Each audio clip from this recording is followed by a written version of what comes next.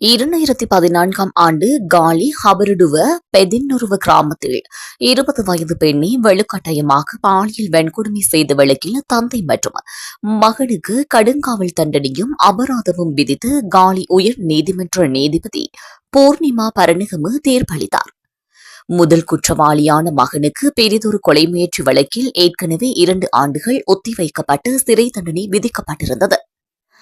இந்நிலையில் தற்போது அவருக்கு 20 ஆண்டுகள் கடுங்காவல் தண்டனையும் 15,000 ரூபாய் அபராதமும் விதிக்கப்பட்டுள்ளது. அத்தோடு பாதிக்கப்பட்ட பெண்ணுக்கு ரூபாய் 5 லட்சம் இழப்பீடு வழங்கவும் அவருக்கு உத்தரவிடப்பட்டது.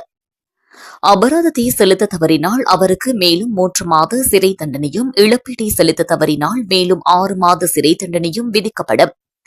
இரண்டாவது குற்றவாளியான தந்தைக்கு 15 ஆண்டுகள் சிறை தண்டனையும் 10,000 ரூபாய் அபராதமும் விதிக்கப்பட்டதோடு பாதிக்கப்பட்ட பெண்ணுக்கு 5 லட்சம் ரூபாய் இழப்பீடு வழங்கவும் அவருக்கு உத்தரவிடப்பட்டது. அபராதத்தை செலுத்த தவறினால் அவருக்கு மேலும் 2 மாத சிறை தண்டனையும், இழப்பீட்டை செலுத்த தவறினால் மேலும் 6 மாத சிறை தண்டனையும் விதிக்கப்படும்.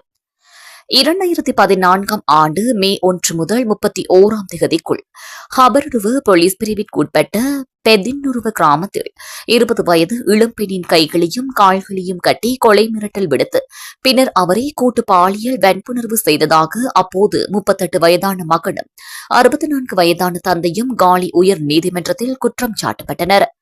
முதல் குற்றவாளி பாதிக்கப்பட்ட பெண்ணின் 3வது சகோதரியின் கணவராவார். இரண்டாவது குற்றவாளி அவரது தந்தையாவார். அவர்கள் அருகருகே உள்ள 2 வீடுகளில் வசித்து வருகின்றனர். அன்று முதல் குற்றவாளி தனது மனைவியின் சகோதரியான பாதிக்கப்பட்ட பெண்ணிடம் பணம் கொடுத்து பொருட்களை வாங்கி வருமாறு தெரிவித்துள்ளார். அவர் கடைக்கு சென்று பொருட்களை வாங்கி வந்து தங்கள் வீட்டிலுள்ள மேசையின் மீது வைத்துள்ளார்.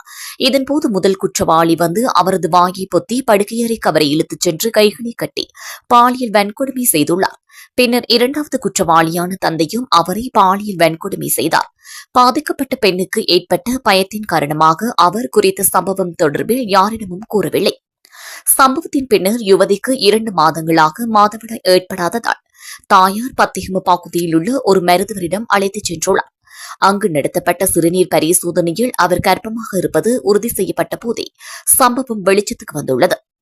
இச்சம்பவம் தொடர்பில் காலி போலீசின் சிறுவர் மற்றும் மகளிர் பிரிவிடம் தெரிவிக்கப்பட்டு பின்னர் அது ஹபர்டுவ போலீசிற்கு அனுப்பப்பட்டதாக தெரியவந்துள்ளது.